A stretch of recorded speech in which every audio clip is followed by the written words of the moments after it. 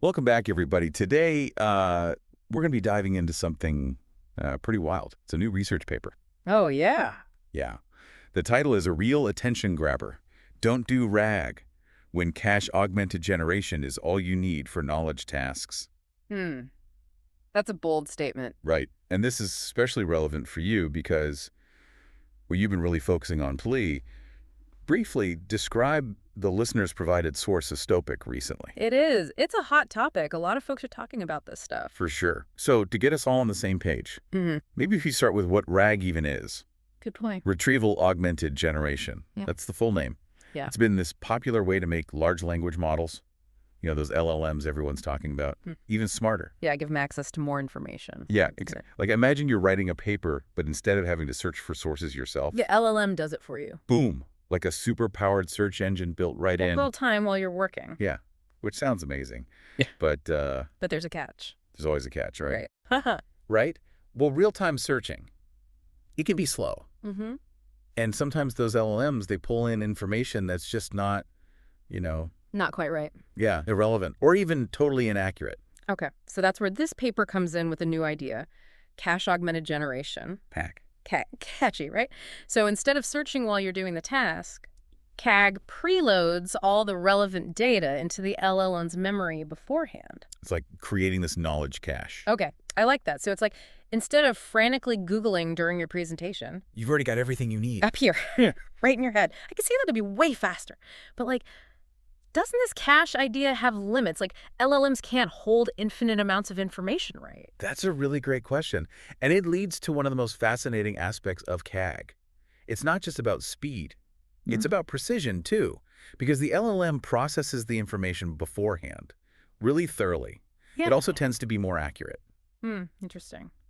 So it's not just grabbing the first thing it finds. It's actually like understanding it in a way. Yeah. Plus, by simplifying the system, CAG could become cheaper and easier to manage. Okay, so we're talking speed accuracy, potentially lower costs. This is starting to sound pretty good. It is promising. So how do they actually test this out? Did they just like ask Yeah. the LLM a bunch of questions and see how fast it answered? They were a bit more rigorous than that. They used these established question-answering datasets, Squad and Hotpot QA, Okay. to compare CAG with traditional RAG, using different retrieval methods. What happened? Well, CAG consistently outperformed RAG, especially when they used a focused knowledge base, kind of like the one you've given us. Oh, wow. So this is really playing to CAG's strengths then, since we're not dealing with the entire internet's worth of data. Exactly. That's really impressive. Hmm. But to be honest, sometimes I get lost in all these acronyms and technical terms. Can we break down a few things for me? And for our listener who might be in the same boat, Of course. what exactly do these retrieval methods do, and how are they different in RAG versus CAG? Sure. Let's think of it like searching through a library. Okay, like that. In traditional RAG, if the LLM needs to find specific information, it uses these retrieval methods to search its library in real time.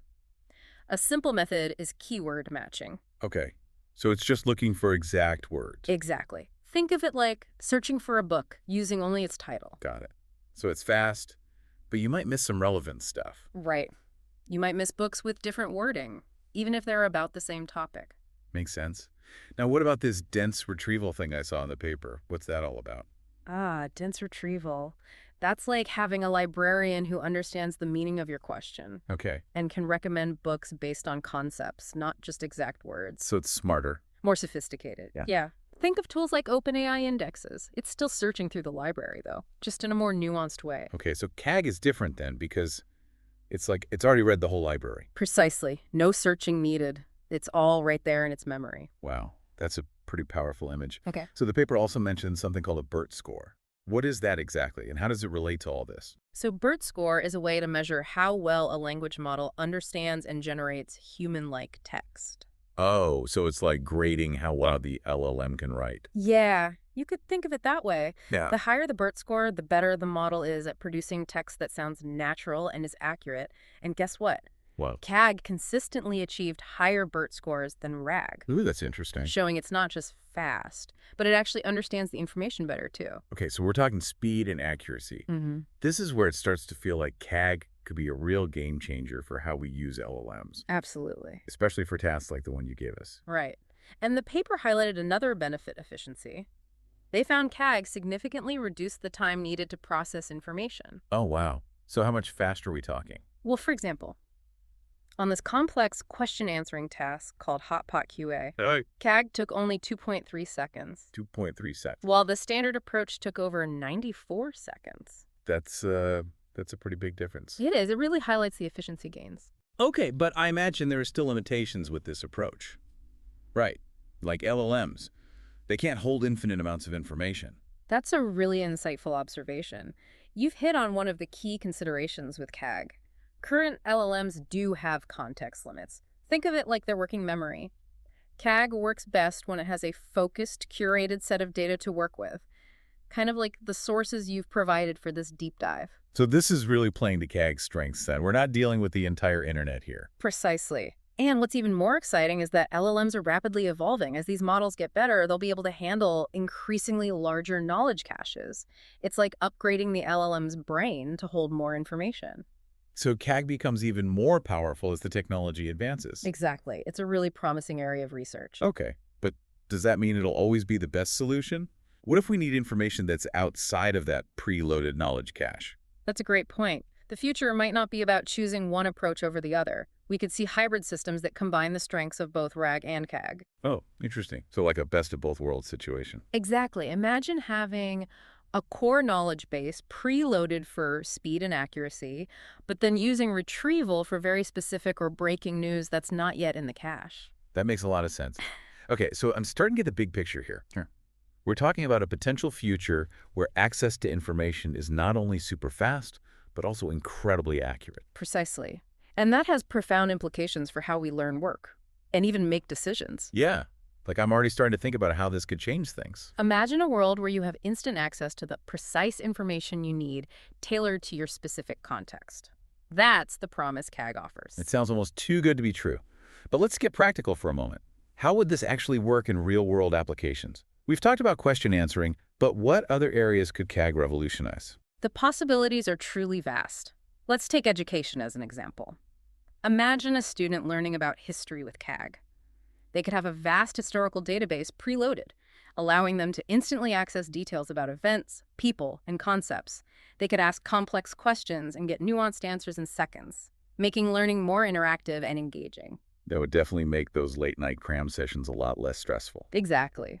But it goes beyond just memorizing facts. CAG could help students understand the connections between different historical events, analyze primary sources, and even explore counterfactual scenarios. It could fundamentally change how we learn and engage with historical knowledge. That's incredible. I'm already thinking about how this could transform other fields too.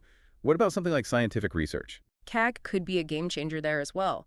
Imagine researchers having access to a comprehensive cache of scientific literature, experimental data, and even clinical trial results. They could ask sophisticated questions, identify patterns, and generate hypotheses at an unprecedented speed. It could accelerate scientific discovery and lead to breakthroughs in medicine technology and beyond. Okay, my mind is officially blown. Yep. This is going way beyond just faster Google searches. We're talking about changing the way we learn, conduct research, and even potentially make critical decisions. But with all this power comes responsibility. Right. What about the potential downsides? You're right to raise that point. It's crucial to consider the implications of such a powerful technology.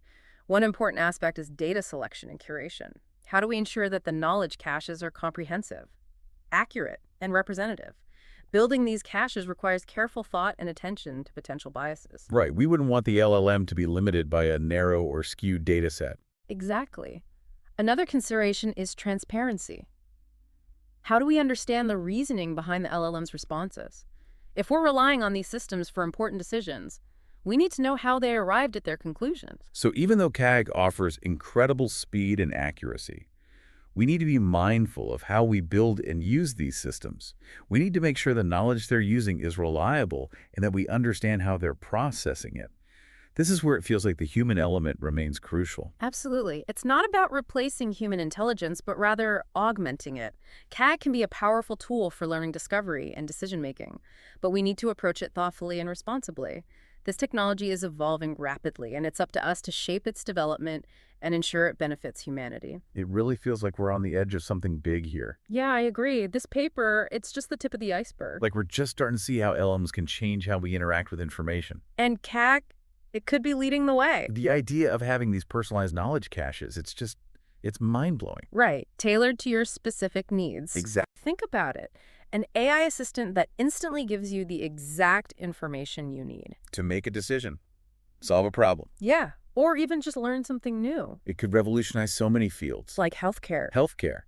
Yeah, doctors could access all sorts of information instantly. Patient data research findings, right at their fingertips. To make better diagnoses, treatment plans. Exactly. It's incredible.